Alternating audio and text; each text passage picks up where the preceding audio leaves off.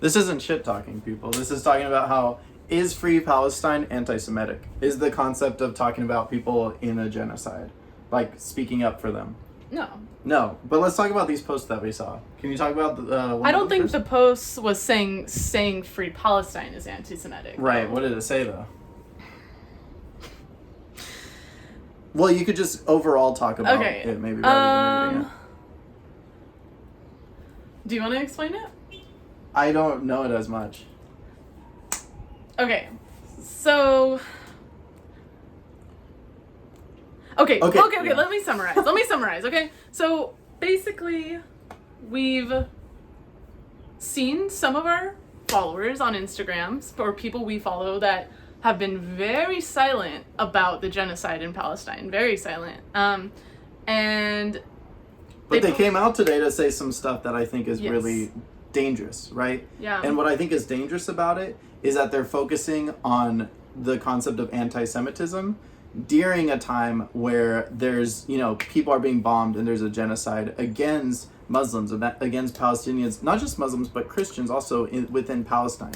See, the reason that's problematic is, obviously we should talk about anti-Semitism, obviously, but doing it intentionally to talk about the genocide that's happening right now is typical strategy that's used by the establishment to scare people into talking about the severity of the genocide that's happening in Palestine right now. I wanted to just say one thing about, let's say Palestine recovers from this genocide, and in 40 or 50 years from now, they're a wealthy country, right? They're a wealthy country, and all of a sudden they start drone striking, bombing a country in Africa. Let's just say like Ethiopia, just throwing it out there, right? Ethiopia. They start bombing Ethiopia, and then we start saying, oh, okay, well, this is a genocide then. This is a genocide in the future that's taking place. And people say, oh, but there's been an increase in anti-Palestinian sentiment. And it's like, okay, but hold on.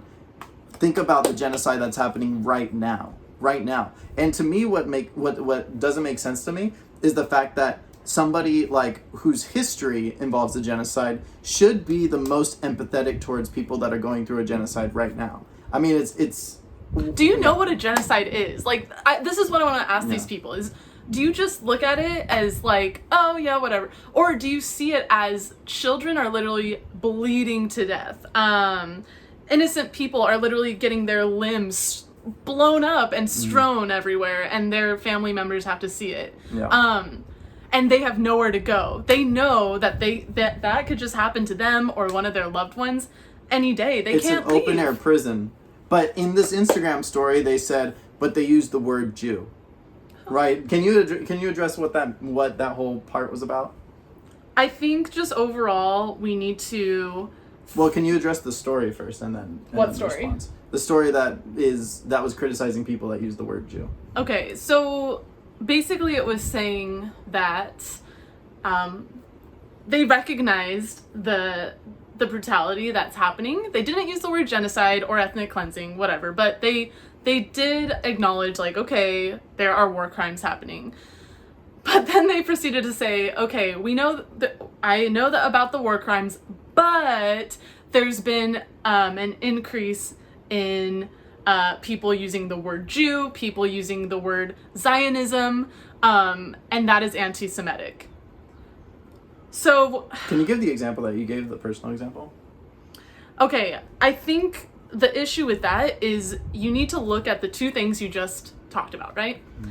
And think about the severity of both of those. I don't know if I like my personal example, but I like it. Okay, like it. It's basically the reason I don't like it is because I do know that there is historical materialism with the language we use. Historical significance of the language used towards minority groups. I get that. But again, you have to look at the issue at hand right now and think about, what, like, the way I'm wording this, is this minimizing what's happening? The suffering of others, right? Are you taking a personal offense And I know that there's a historical significance to things, but are you currently being bombed? Are you currently like living with your family in one room so that if if a bomb falls on your house, all of you go together and you don't have to live a life without them? I mean, I think the issue is there's people with privilege and living in luxury who want to be victims rather than just acquiesce to a world mentality of we need to always help the people who are being bombed and oppressed. There's some people that are fed the propaganda of the United States. I have my mom and dad, right, who always talk about when they see someone emaciated, someone looking just like destroyed, they look like they're like the Jewish people from the Holocaust. Now, what I'm trying to say is that, of course, that's a significant event, but to draw any emaciation, any oppression, and take it back to the Jewish people, that's not an accurate representation of history in terms of there's been countless people right now who are suffering like that, and that's including Palestinian people. Can I say something too? Right. I think I said this already, actually. But again, it goes back to what I said at the beginning, where that argument is constantly used by the establishment media to scare people away from saying how severe this genocide is. They say, like, that's anti-Semitic, and it's like that's scaring people because they don't want to be labeled as anti-Semitic. Another problem is just considering Hamas a terrorist organization without considering Israel's military a terrorist organization. I think the concept, all I hear is violent militants on one side, the side that's getting bombed to bits. Literally, tons of people dying. Not even kidding. And they want a ceasefire. They want a two-state solution. Does Israel? No, Doesn't know. no, Obviously it didn't. not. It just keeps bombing innocent children. And you know what they say? They say these are Hamas militants. Can you just look at the fucking numbers for 1 second and realize that they are not just bombing militants? They're bombing children. They're bombing teachers, nurses. They're bombing kids who suffered from traumatic experiences. And they're suffering from... Every child has PTSD in Palestine. Every child. Okay, I'll say this. If you are from the United States, and if you're in the middle upper class, and to be honest, I'm gonna say this, like, if anything is bothering you right now, that is coming from a place of privilege. I don't know if that makes sense. Well, I think anything. I could say, like, if you're going through some hardship right now, just think about the kids in Palestine and what they're going through, and maybe you'll feel a little bit better about your life. In terms of what you're going through right now, it's nothing compared to what's going on in Palestine. In the United States, there's nowhere that looks like it is currently in the Gaza Strip. Yeah. I mean, it's rubble. They're living in ash. It's literally, it's ash. I mean, and the goal, you know what the goal is, right? It's a religious zealotry to take over and occupy that area. And it's just like, and I've said this in the past video, but it's just like what the United States did to the Native Americans. I mean, that's a sad story. Of course, our curriculum and our academics still call them American Indians because they want people to still disrespect their legacy, still disrespect them, kill them all, disrespect them. And you know what? That's what they're doing with Palestine. It's the simple settler colonialist playbook. And the problem is there's too many people fucking complicit in the imperial core. And that goes for a ton of Jewish Americans in the upper middle class. Let's be honest about that. That's not anti-Semitism. That's just being real, and that's being a socialist. And you know what? The Jewish history has a strong connection with socialism. I mean, a strong connection. There's Bernie Sanders, who's like he's my favorite, like my favorite person in the United States practically. You know what I mean? But there's Alan Dershowitz. I mean, are you really going to be on the side of Alan Dershowitz, who said that Bernie's a self-hating Jew because he's speaking out and saying that Palestinian lives matter? I mean, I think if you're a Jewish American, you got to take a stance on this, and it should be morally a full-throated support of Palestine alone. None of that. No, alone. There's no. Don't distract and don't fucking criticize people for their wording right now. Look at the violence that's happening, and there's bombings. And guess what? If there were bombings of a Jewish area right now, if people were in rubble and suffering and starving, unemployment at like 40-50%, people just terrible conditions, we would be sticking up for the Jewish people as well. Right? But right now, in this moment, this is what's called international solidarity. You stand with the Palestinian people. Full stop. Full stop. Full stop. That's all you do. there's multiple reasons to do this. One, I mean, because it's a genocide, and ask yourself, what side of history do you want to be on? Do you want to be on the side that was like, I am full on free Palestine because they are experiencing a genocide? Or do you want to be in that camp where it's like, oh, well, I kind of defended them, but I was also kind of offended by like some of the stuff I was saying? No, you don't want to be on that side. That's some pussy shit too, honestly. Like, I was gonna say that. I know that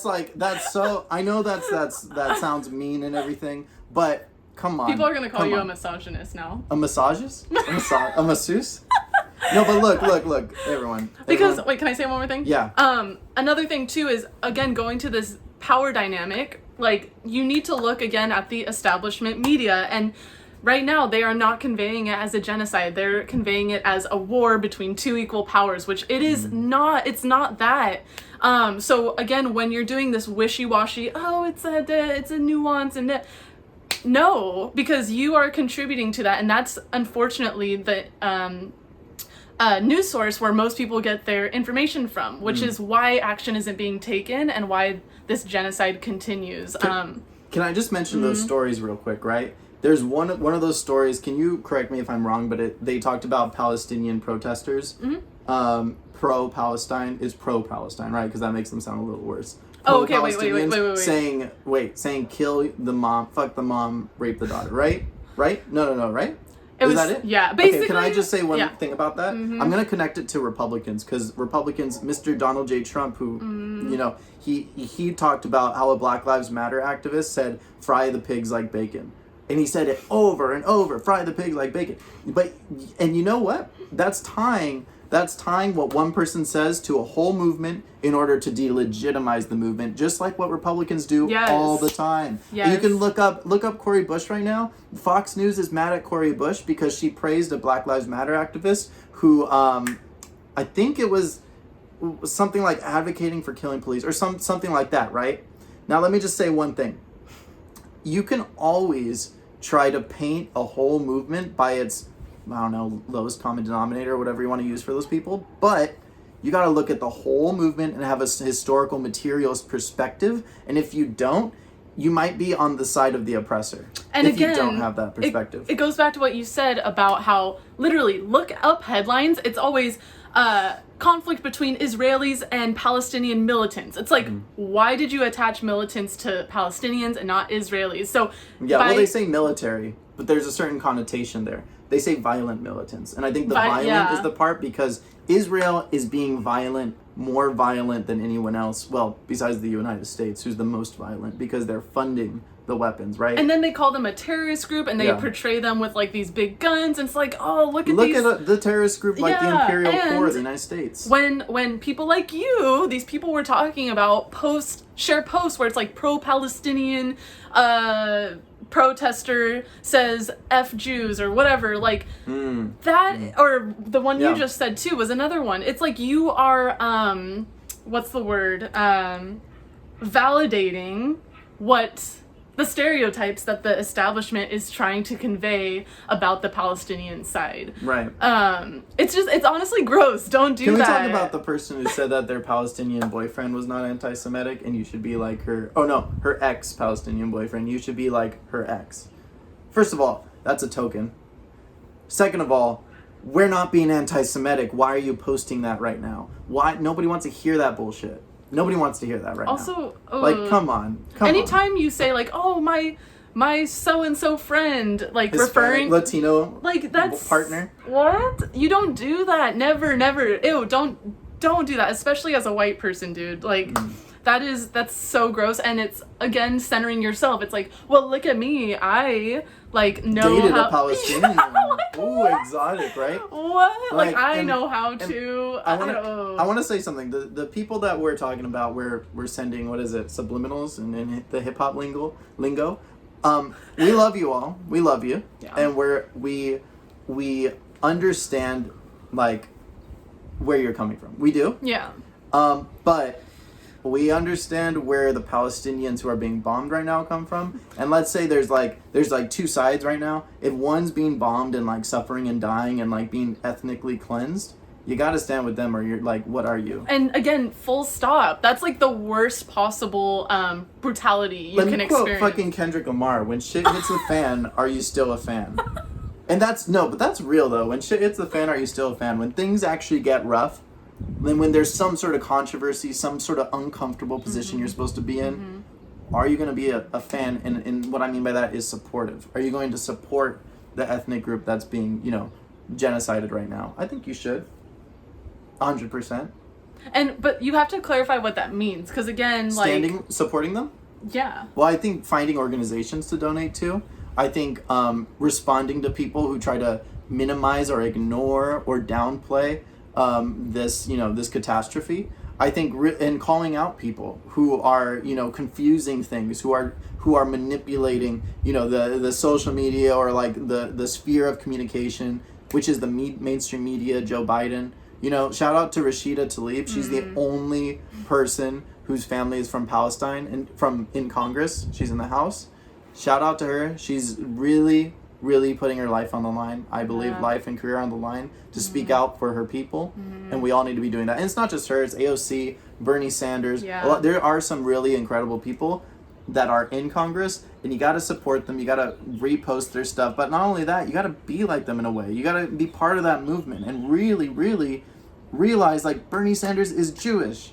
And he's standing up for the Palestinian people. You got to understand that it's not one or the other. It's not like this is complicated, both sides type of thing. There's one group of people that are being killed off. We got to support them. I mean, the whole Black Lives Matter movement. It's the same. It's the same. Okay, going back to the Black Lives Matter protests. What were we protesting, right? Think about what were we protesting. We were protesting police brutality, right? The police is a militant force. So we need to have that same energy against Israel's military and the United States' contribution to it. It's the same issue. It really is. I think some people might be like, "Oh, we're not Jewish. Why are we wading into these waters and commenting on this, right?" But there's two things to that. First, we're also not Palestinian. Yeah, that also, and I come from an indigenous background, you come from an Italian background where, yes, there's really fucked up things that have happened to our ancestors too. And that's very meaningful, we should take from the past of what happened to our people and really apply it to all people and how we should treat and look out for other people, right? The other thing is a socialist perspective, a leftist perspective needs to be international. Yes, always. Yep. Because we can't be socialist until we're all socialist, Don't be a liberal. Liberals just follow trends. They barely even supported Black Lives Matter. And going with what we said, they try to make non-nuanced issues nuanced. This is not a nuanced issue. It's not at all. It's simple, really. It's really simple. The history, I'll say, is nuanced. And I think that's something important. The history is nuanced. The moral stance should not be nuanced. No.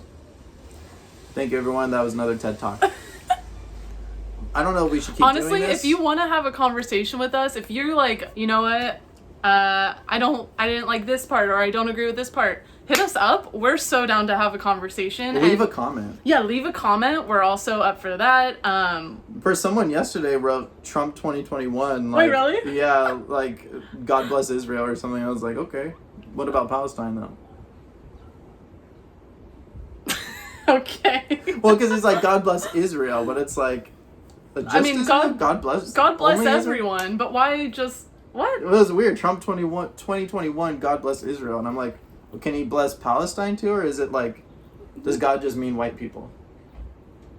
To those type of people, it just means that. Thank you, everyone. Manifest destiny. Yep.